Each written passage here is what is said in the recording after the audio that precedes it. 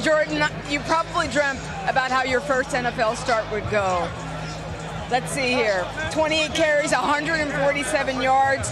How did the real thing, geez, how did the real thing compare to what you dreamed it would be like? Honestly, just thinking about it, I told Christian, I said, I don't know how you do it, man. It's a long game, but, this is just the beginning, and, we're going to see where we go from here. When did you find out that you were going to be starting? When did I find out? Maybe Friday night, something like that. I was always prepared. I mean, we went through training camp. I was RB1 at training camp, so, just been preparing from there and just. All right. This rookie profile is going to be on San Francisco's Jordan Mason after he ran for 147 yards, 28 carries, and 1 touchdown. Prospect notes. Jordan Mason is a running back out of Georgia Tech. He went undrafted in 2022 and was signed by the 49ers.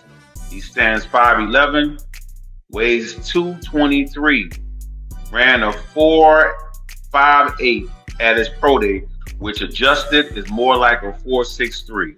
Coming out of high school, he was a 3-star recruit. The film showed he had a knack for evading tackles, had adequate speed, and had some bend to him. The negatives. He went undrafted.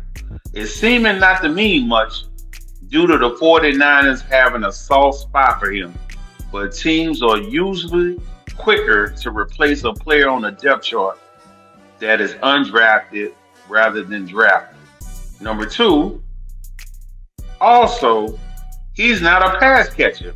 Only 25 catches in college, and this is his 3rd season in the NFL, and only 4 catches thus far. Dude ran the ball 28 times, but only was targeted once. And number 3, the last negative. Badges.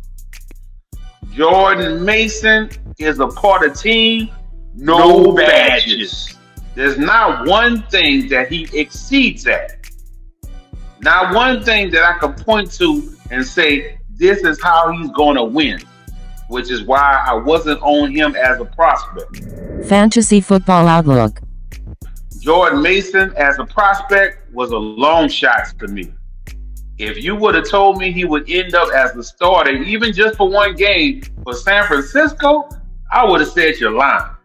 Mason reminds me of Trey Sermon and Tyrion Davis-Price, both who are not the typical Shanahan type of running back, and they didn't do anything in that system.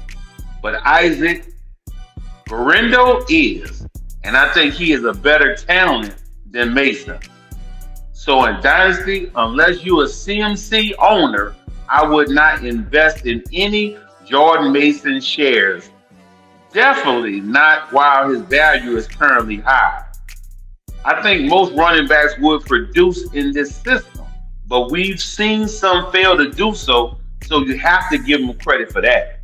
While I don't believe in his alone talent, he's currently the direct backup in a great offense that just got 28 carries in one game.